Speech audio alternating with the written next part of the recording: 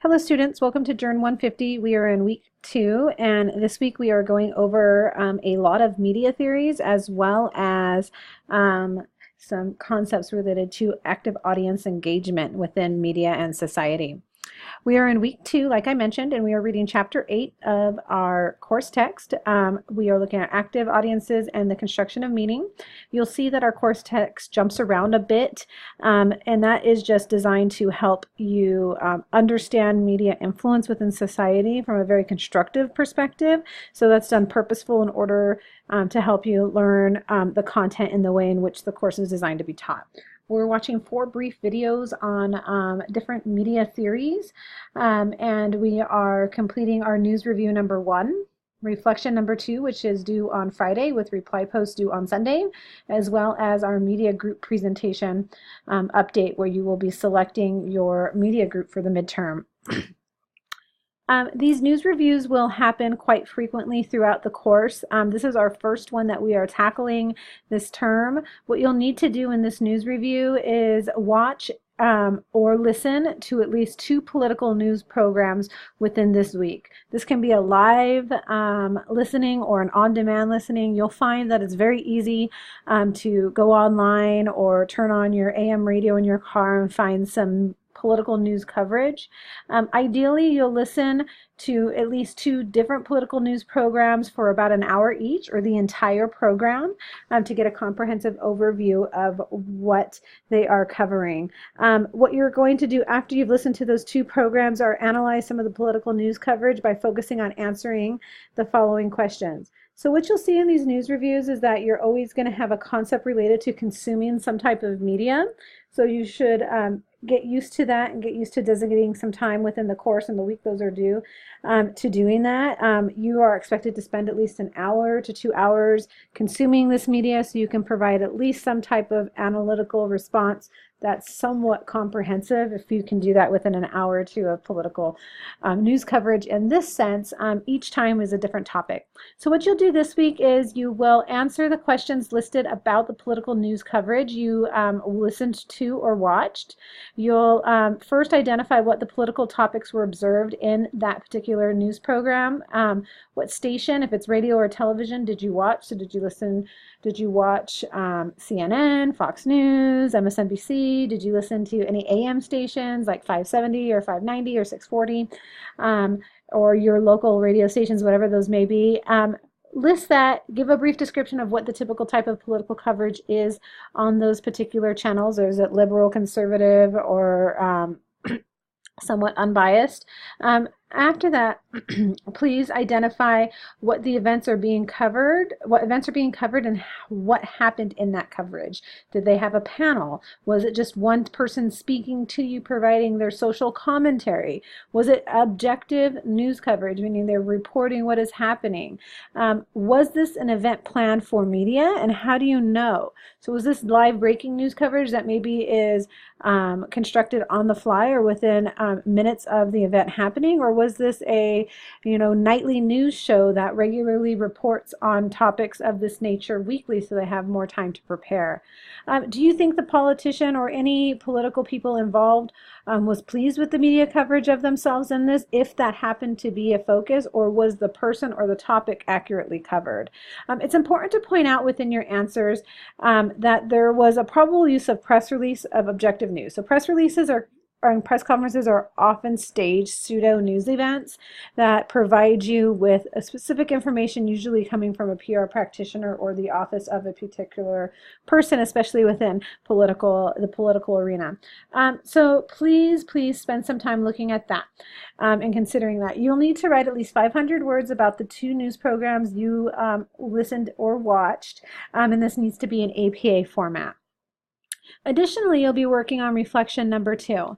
So reflection number 2, and you'll see that there's a pattern with this within the course that you're going to be getting and going out there and seeing how media influences not just yourself but others, requires you to work ahead of time. So remember, reflection number 2 is due on Friday because it is a discussion board, and you'll need to observe the media consumption of 2 people within a week.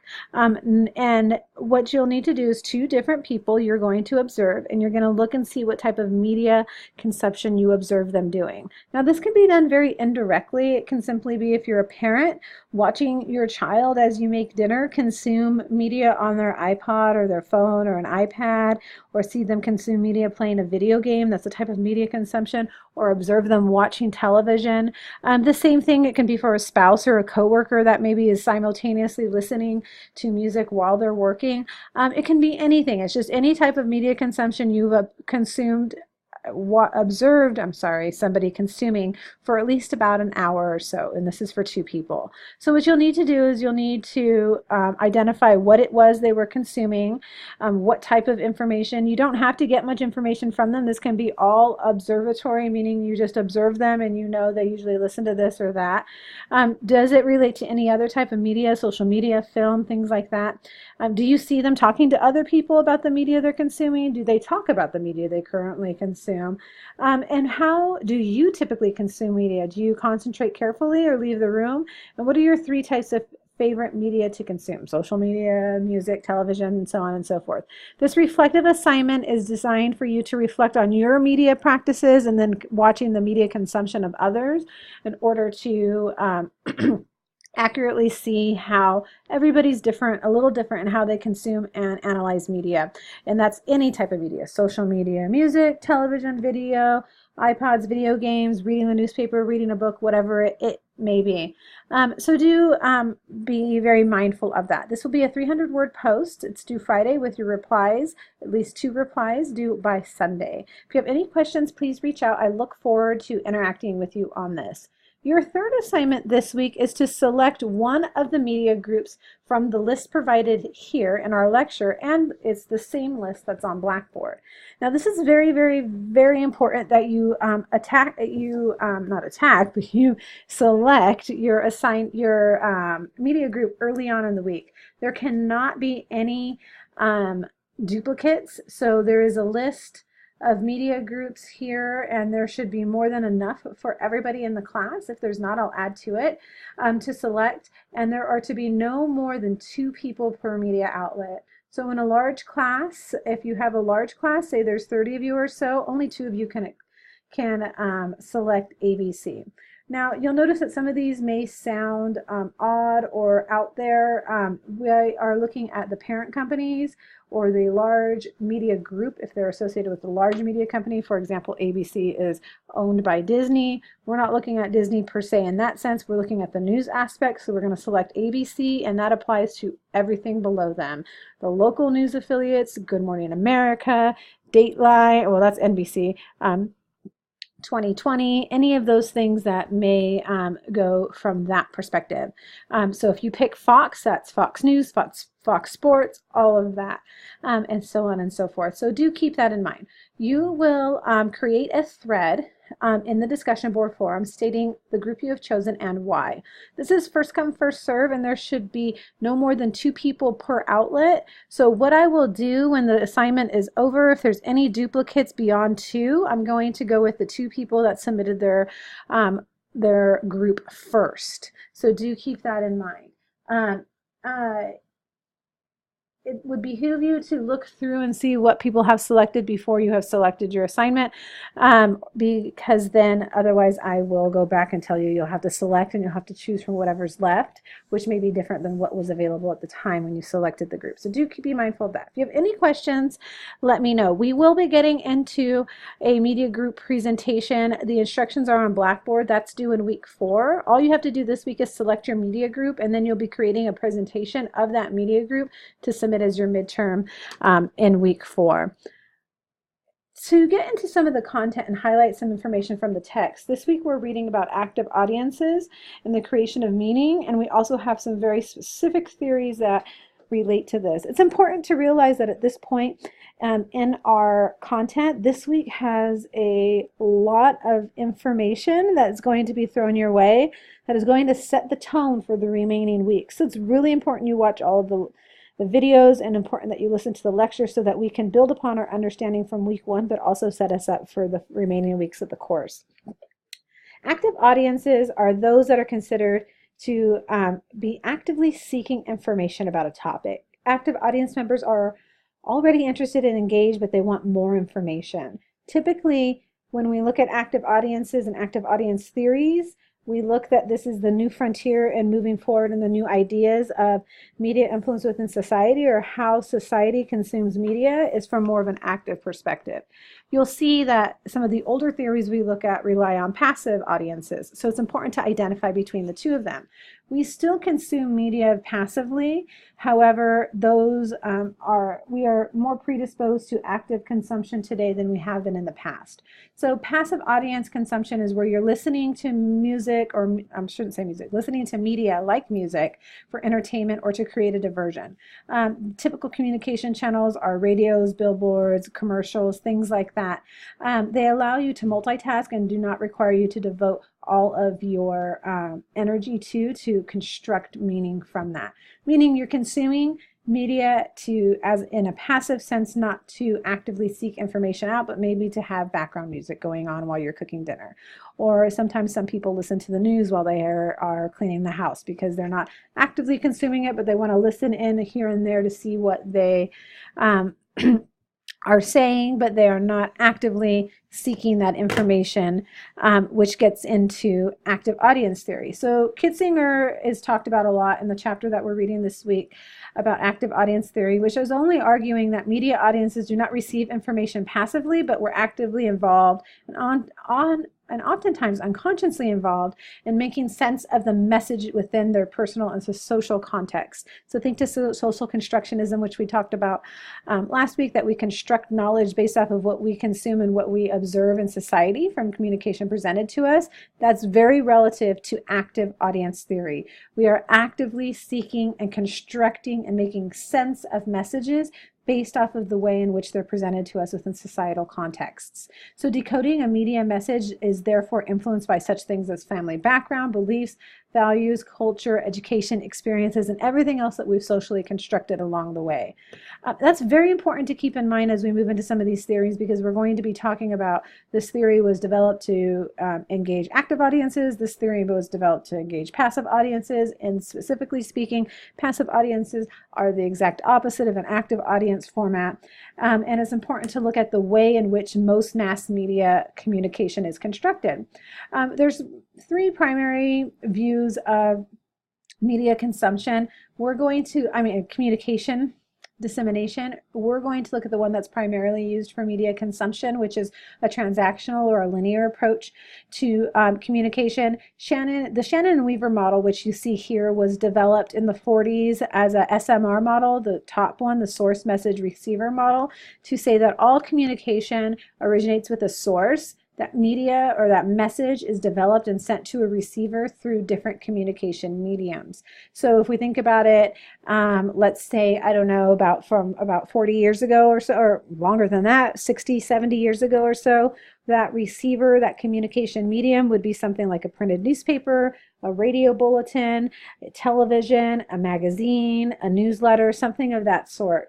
Today, we've found that our communication mediums have significantly become more sophisticated with the advent of communication technologies. So with that, we'll see that the source it's an expanded version of Shannon Weaver's model, is now moved down to the second graphic, which is we have a source, an encoding stage, the development of a message that's sent, a decoding stage to then be received by the receiver.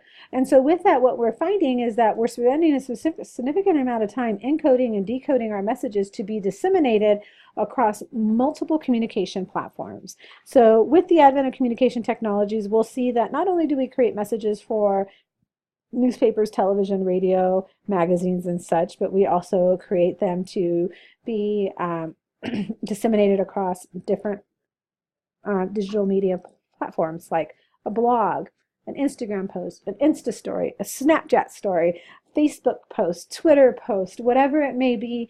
We have to disseminate that communication across multiple different channels and different encoding and decoding to get that information appropriately sent to the receiver in a way in which they can consume it in a palatable way for that particular communication medium, if that makes sense. So the way I develop a blog post, the encoding stage would be different than the way that I would send that topic out in a tweet or through a picture on Instagram or so on and so forth. So it's very important to keep in mind.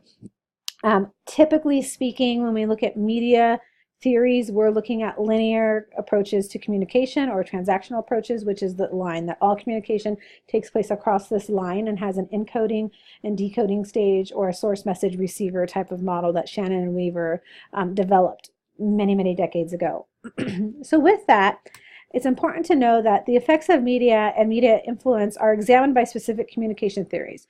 There's many media theorists that are related to many media theories that are housed within, when we get into communication theories, one of three specific traditions. Typically, it's semiotic, a socio-psychological, or a critical tradition in which we'll find a media theory. Semiotic deals with the use of symbols to communicate. Socio-psychological traditions deals with the sociological slash psychological influence that communication theories have on us. And then the critical tradition is more of a rhetorical, critical approach to evaluating things like active audience theory and such from there. So this week you'll see that there are a lot of theories that we're actually going through. It's really heavy in terms of content on that.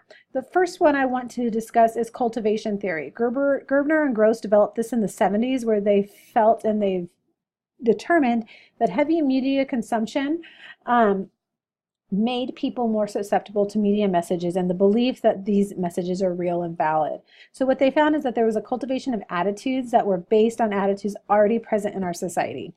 Simply saying, media takes those attitudes and represents them in a bundled way to package them to their audience, meaning media will cultivate the status quo, not challenge that. So cultivation theory tells us that we typically tend to believe what we see on TV, and TV will typically influence our perception of the world. This really became very well known with this idea called the mean world syndrome, meaning the more violence you watch on media, the more you believe that the world is dangerous. So if you turn on the television and watch the 7 o'clock news or the 11 o'clock news, and you'll see murder after murder, car crash after car crash, so on and so forth, you'll typically, if you are susceptible to cultivation theory, begin to believe that the world is a lot more violent than it may actually be, because all you're consuming in the news that's being reported to you is that the world is dangerous. People are dying in car crashes and by being murdered every single day. Yes, we know this is true, but is that the true perception of what reality actually is? You have to get out there in society and experience it for yourself. You cannot cultivate those thoughts just based off of what your television consumption is. So television, and Gerbner and Gross, I'm saying television for a reason, Gerbner and Gross developed this theory to say that television specifically can influence our perceptions of the world. Now, what we're finding now, this theory has been evolving over the last 10, 15 years, especially with the advent of social media, blogging, digital media platforms, that cultivation theory is extended to those platforms as well. Media consumption typically cultivates attitudes within its viewership. So we can think of the adage of consumers flock to like-minded media to further cultivate their attitudes on those particular topics. Meaning, we typically consume media that's in line with what our ideological or our sociological or our cultural beliefs are, so that we can further cultivate attitudes on those particular topics. So you'll find that if politically conservative people typically will consume politically conservative news.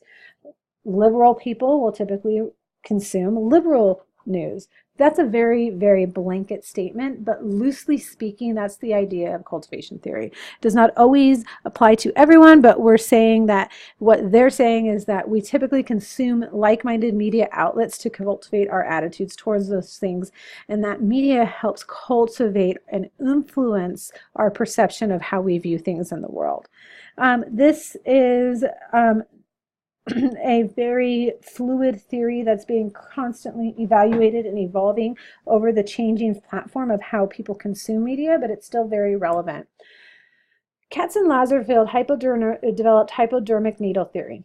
And when you watch the video, you'll see that this is a very outdated theory. It used to be known as the magic bullet theory, and it's not really utilized a lot today. This theory was developed when mass media was first being studied in terms of radio consumption back in the 30s and 40s,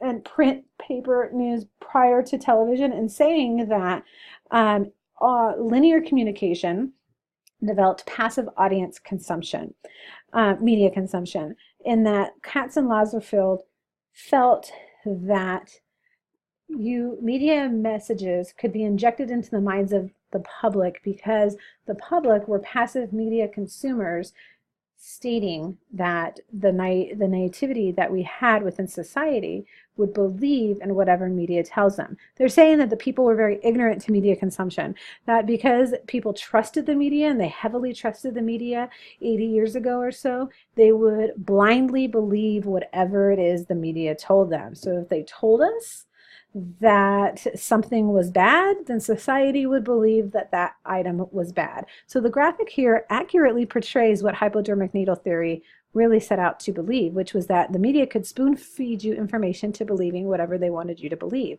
They could inject you with whatever the content is they want you to believe into the minds of the public. This is significantly outdated today because we've found to believe that people do not consume media like that anymore. In fact, we're more critical with our evaluation and we're more active in our audience perspective of consuming media. So this did apply, but this applied in the new day when mass media consumption was newer and not as refined, when people blindly believed anything people reported through the radio. Well, it was on the news, so why would they lie to me? Those kinds of things, those ideas have been outdated for a while now. So hypodermic needle theory is not as relevant today, but it's still one that's studied to some degree because you'll find that the more naive a person is or the more naive the society is, they will more wholly believe whatever the media tells them. The last classic theory we're going to talk about was developed by Blumer and Katz, and it's uses and gratification theory. It's called uses and grats a lot. Major ideas within this theory tell us that media users play an active role in choosing and using media, that we typically consume media based off of the uses it provides us and the gratification it gives us. So it's an active audience media theory and telling us that users will take an active part in the communication process by viewing media as a goal-oriented process. We will only seek out media sources that best fulfill the needs of the user. We'll only consume media as a way in which it gratifies us in some way. So media users always have an alternative choice to satisfy their media needs. So if somebody's not being active, finding active uses and gratification from consuming the nightly television news, they might switch to radio or they might switch to a blog. They're actively utilizing the media to serve a purpose for them. So there's many reasons in using and consuming media, and so as communication scholars or those studying communication, we need to constantly evaluate and determine what type of uses, what are people using media for, and what type of gratification are they getting it from.